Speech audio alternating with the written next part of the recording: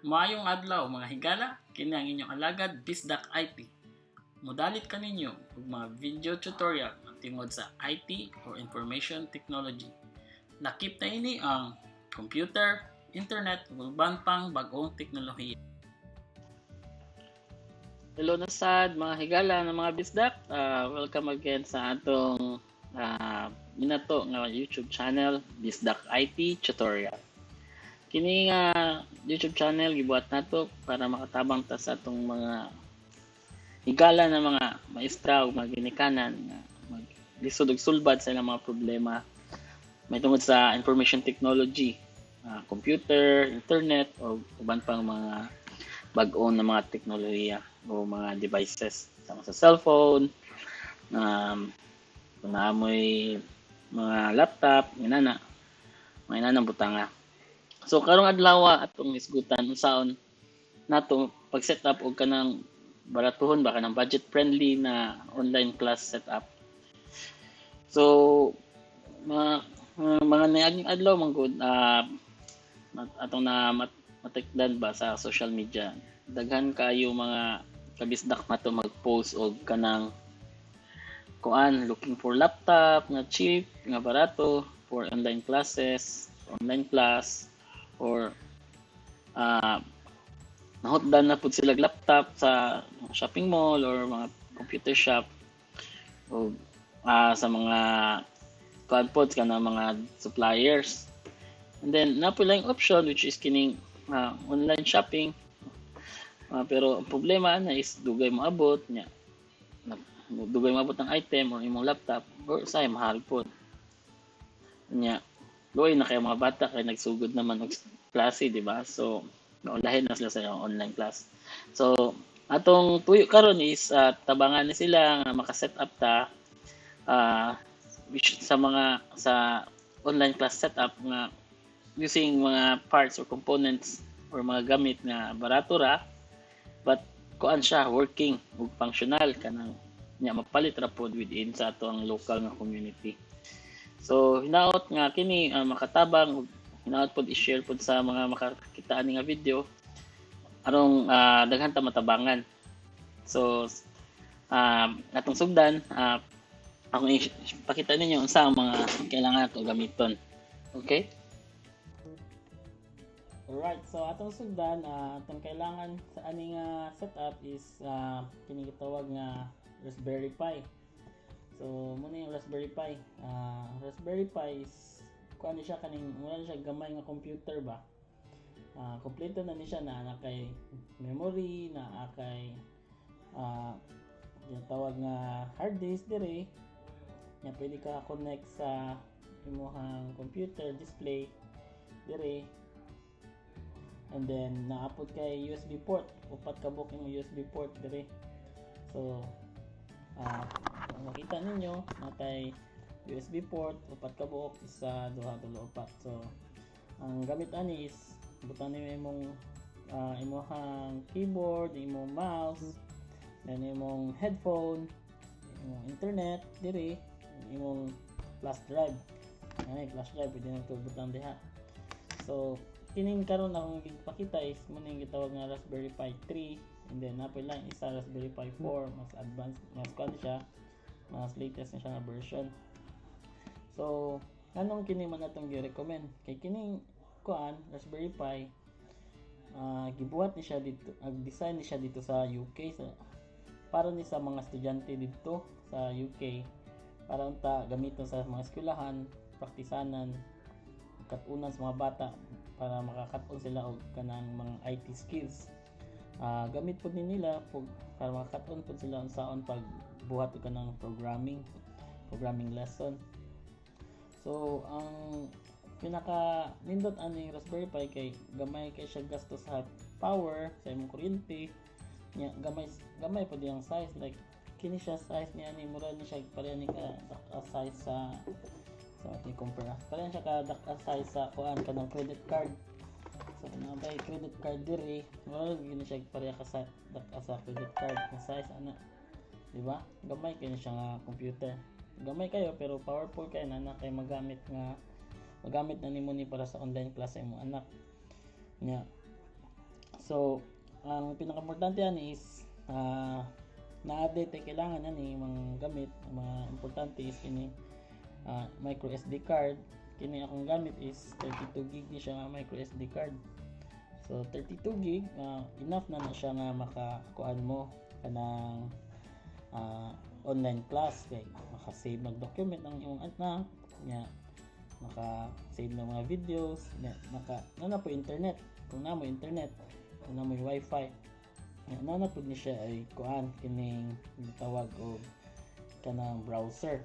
So ito ipakita sa na to pagkuan butang kining micro SD card dinili natin butang sa likod. Nanay naka-install daan diri nga kuan kanang operating system. Ang operating system is kanang ang software nga naka-install sa imong Raspberry Pi. Saman lang na sa kanang natay cellphone ba, kung unsang gadagan sa tong cellphone, either Android ba ta or iPhone ba ta. So lahi-lahi na nga software ang gadagan. So sa Raspberry Pi ang gadagan diri is ang kanang Raspbian. So sa atong ubang laptop na ay Windows, na ay Mac, so lahi pod, pero same ra na sa purpose pagpadagan ra sa imong hardware o sa imong kining gitawag ng motherboard kintahay. So unsa man itong kailangan? So naatay motherboard diri. So kailangan ng tag mouse, keyboard, speaker ng gamay, and cable, HDMI cable para diri display, para sa display, and then ang power cable na to, diba, which is ang kuan para diri mula na siya charger sa cellphone. So I think ipakita natin sa pag-setup. First is ito lagi ato nagitawdaan ng micro SD card na siya OS daan. So ito na siya ibutang daan dyan. So later at the end sa video ipakita nato ang kanang website kung saan pag-install sa software OS diri sa micro SD, and napoy lang mga links na makatamang po kung saan pag-setup sa Raspberry Pi. Okay, so usually akong buhaton una is ako itaod una ang mga kining peripherals like mouse, keyboard, and kanay atong monitor, Acer kamay. Okay, so kining akong keyboard ug mouse is ang advice ani is gamit lang tadanog ka ng recommend ako is kining nakapares na daan bitaw ang mouse and keyboard with Bluetooth. So dali na lang ba, so di na ka mag-wire gamit na taning Bluetooth dongle, so para ma-connect siya sa imong Raspberry Pi. Connect na to ni diri kuan sa ubos sa imong upat ka USB port, pili lang ka na diha, connect na to diha. So kini, so sa ka dongle, sa ka USB port na gamit, duha na mouse and keyboard. So napaka extra tulo. So pwede nimo butang diri isa kan sa imong flash drive diri. Pwede kang flash drive diri, di ba? Flash drive na. And then sobra sa imong webcam na, para kung webcam with microphone, para kung ang imong anak mag video call sa iyang picture or video chat or conference, napay slot, napay sa port. Yan sa port, usually ang buhaton is butangan. Pwede ka magtang speaker diha or atong imong flash drive. Pwede natin butang, pero buhatan natin butang yung speaker na butang natin speaker dire. Okay, then next is kining display imong kuan monitor. So sagara mga bagong monitor ron na ana sila HDMI cable connector. So ang imong buhaton is palit lang kan HDMI cable. So usually makapalit ka ni sa mga electronic shop o mga PC shop na siya available. And then butang din natin ng audio output para speaker na, okay. And then kung last na nakibutang isang power na, okay, para dili although gamay lang yung voltage mo 3.5 volts naman yung power siguro na. So kini butang na to power na siga na siya, butang tas power dire. Okay, power na, di ba? Okay na itong computer, monitor on na po. Okay, so nag-boot na itong Raspberry Pi. Okay, so kini po na itong computer na on na. So na itong Raspberry Pi, ito butang din, ito butang na. Makita mo bang nag-boot itong computer?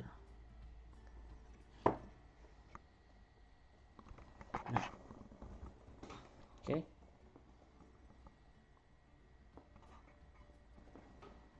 Okay, so muna ni on na itong computer, muna itong Raspberry Pi, itong CPU, and then muna itong desktop kitahay. Wala tayo desktop, so ready na ta for online class. So kanindot ani Raspberry Pi kay maka-connect na ka diri sa internet na kay browser. Napay mas nindot is na siya mga built-in nga mga software like kini for programming na gatudlon imong anak for programming for Java na diri, for math na apoy technical nga software. Kini very popular na programming language karon, Python, and then kining Scratch 2 usually mo ni ginagamit sa mga eskwelahan diri to teach ang mga bata pagsugod og programming. Pero napag yung pinaka the best is na kay Office tools, which is LibreOffice kay libre man. So kini kung sa Microsoft pa mo ni ang Microsoft Word, kini LibreOffice Writer. Check niyo na LibreOffice 5. Okay? So ato lang i-load that. See? Mura lagi siya Word. Type pa ka. Same ra ang look and feel. Nya libre pa gyud, di na ka palit og license and software. Save. Nya. Balik dito, kini mura pud na siya Excel kini calc. Diba? Oh, diba? Excel, diba? Mura lang Excel. So makabuhat na kasi mga grades diri or sa mga sales report. Libre pa, barato pa. Yan na pag games like kini Minecraft pa ay. So mo ni duwaon sa akong mga anak, gitudloan ako sila pag Minecraft diri. Libre pa gyud. And then napag last game is kini Python games. Ang ganahan ni is makaduwa pa ni kining paborito kay nako nga games ako na brick game, Tetris. Napay sounds. Okay, game over. Okay, game over. So napay lang daghang games, so dili boring, di ba? The best food maka-connect ka sa Wi-Fi dire. Ano Wi-Fi na Bluetooth. Okay, connect ka sa Wi-Fi. Sa maning Wi-Fi na to, Red Horse. Connect ka sa Red Horse. Okay. And then last, ako ipakita ninyo is dire kung na may question sa Raspberry Pi, dire lang ta sa help. Antay help. So na dire ang mo-open na siya og browser. So dito kita ang homepage sa Raspberry Pi. So na diri mo ni ang ato gibot ganyan set up sa Raspberry Pi, di ba? Pag connect, get started with Raspberry Pi, then setting up your Raspberry Pi using your Raspberry Pi with mga add-ons, troubleshooting and everything. So dili ra kita problema kay na may mga guide, so dali ra, di ba? So then sa Cebu taghan natay organization dia nga gitawag og Internet of Things Cebu. Nakatabang na mga engineers diha, mga professionals sa pag set up sa tong Raspberry Pi. Okay? So I think mo lang to sa pagkakaron. Watch out for the next video, part 2 ani, kay ato ipakita unsaon ang pag gamit sa Raspberry Pi para maka set up mo og Google Classroom, maka appeal mo sa online class. Sama ani, tanawon ninyo, search ko sa Google Classroom, search na ko Google Classroom, gawas ato tas Google Classroom, sign in lang ta. Now kaadto na ta sa Google Classroom, right? So next time ato nang i-check, okay, ato nang i-show demo unsaon pag gamit sa Raspberry Pi para makakonekta sa Google Classroom ug makagamit na gitag online class. Okay, think mo lang to. If na may mga pangutana, message lang diya sa comment and then feedback lang. At ato importante ng link sa sa mga shops na pwede nyo palitan diya sa Cebu or sa Pilipinas, o kini pong mga links ani sa Raspberry Pi. Until sa sunod nga video, and then hopefully namoy makatunan og nakatabang kini kaninyo. Daghang salamat og ayo-ayo sa pag-amping.